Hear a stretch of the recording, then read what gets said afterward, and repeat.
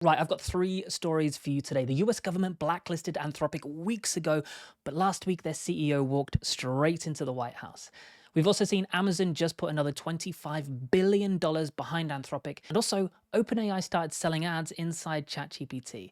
So let me break it down for you today. If you don't know who I am, my name's Gavin. I'm the founder of Ideal and Digital, and what I do is I go into business and help them adopt AI within their business and marketing functions. I also do this, the Daily Dose, which is a daily AI show, keeping you up to date with what's happening in the world of AI and how you can actively use it within your business today. But let's jump on in straight into today's episode. So as you can see, straight on, the White House has just invited Anthropic back through their doors.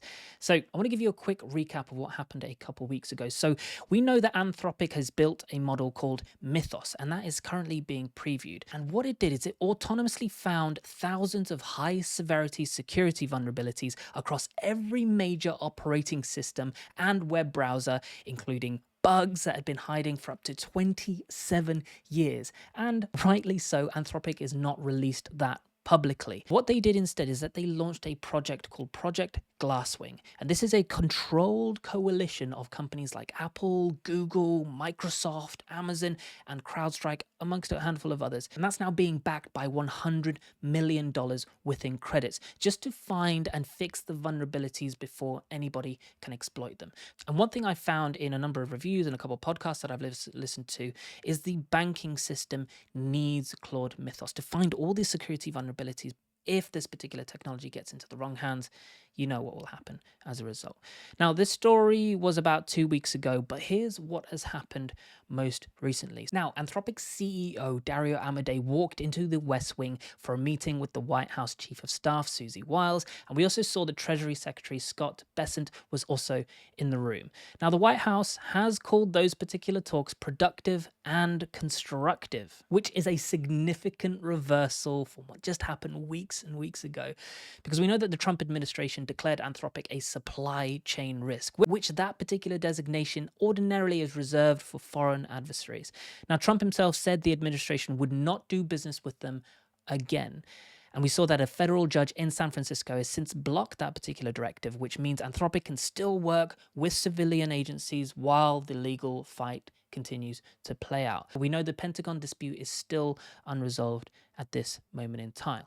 Now, the thing that changed this particular conversation is Claude Mythos.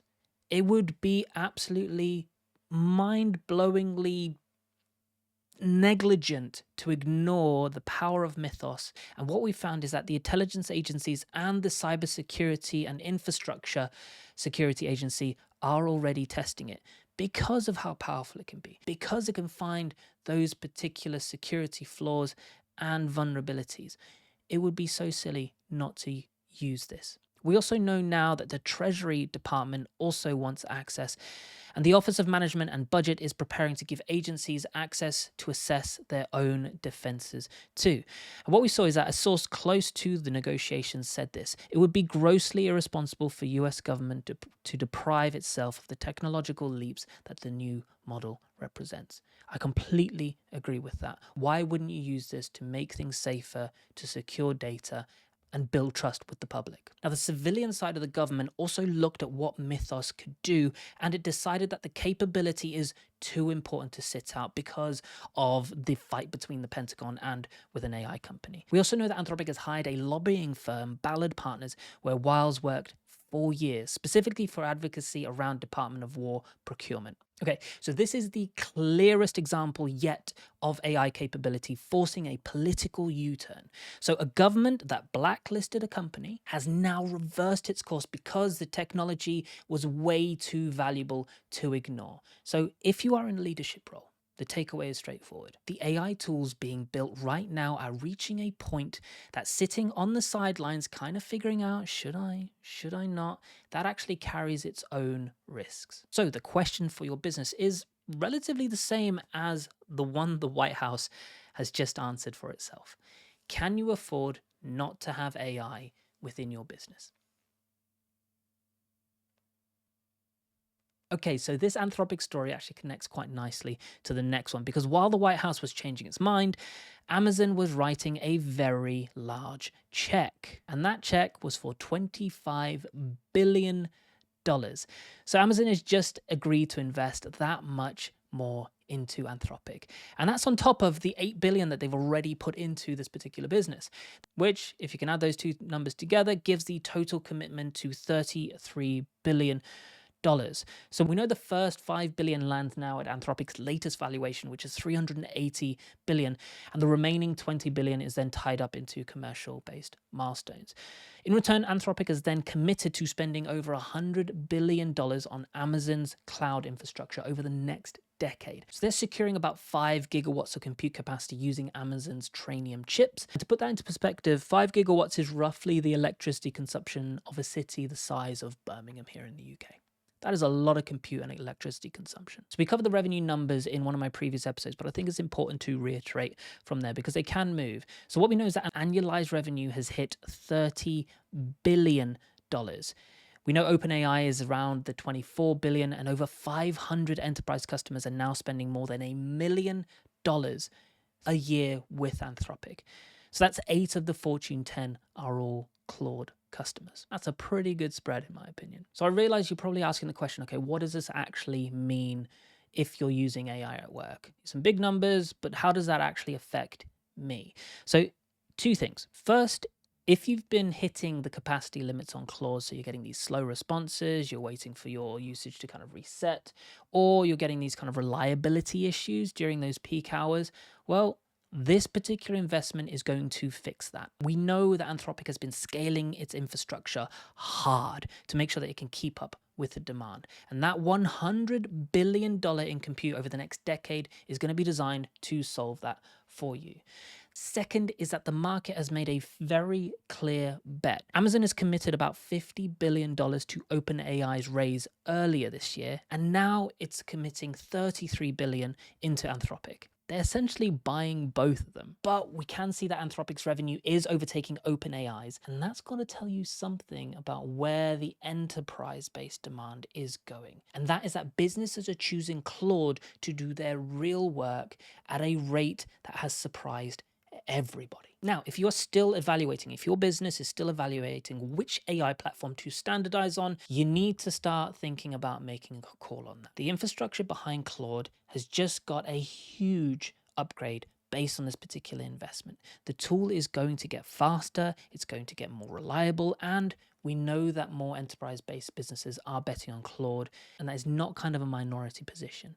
It is the majority one. We're seeing everybody move into Claude as a result too. But do not count OpenAI out. So speaking about them, we have seen them making some big moves when it comes to advertising. And this one is going to affect anybody that uses ChatGPT on a daily basis.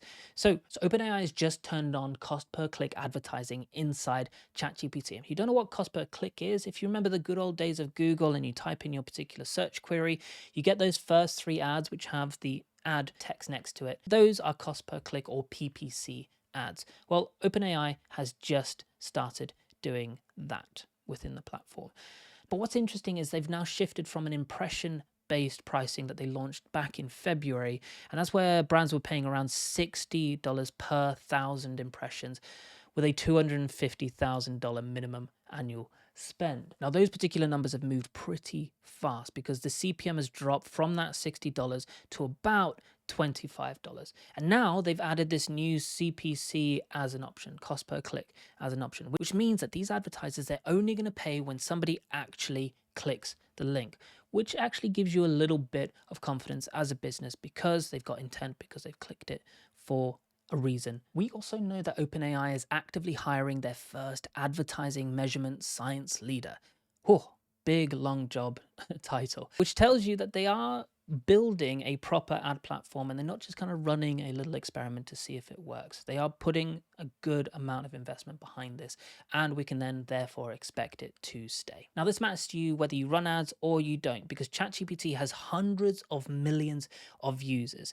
Now, those users are going to be asking questions about products, they're going to be asking questions about services, solutions, they're going to be in that particular platform every single day. So when somebody asks ChatGPT, what is the best project management tool for a 50-person agency, as an example, the answer is now going to be influenced by who is paying to a certain degree. They will have to market clearly that this is an advertisement, and that is going to be a huge opener for businesses who want to get discovered. You can pay for that particular discovery. So in effect, this is a brand new channel that you can now take advantage of, because that cost per click around the $3 to $5 is about comparable to what you see in LinkedIn, and a teeny tiny bit more expensive than you see in Google search for those particular keywords that you've been asking for.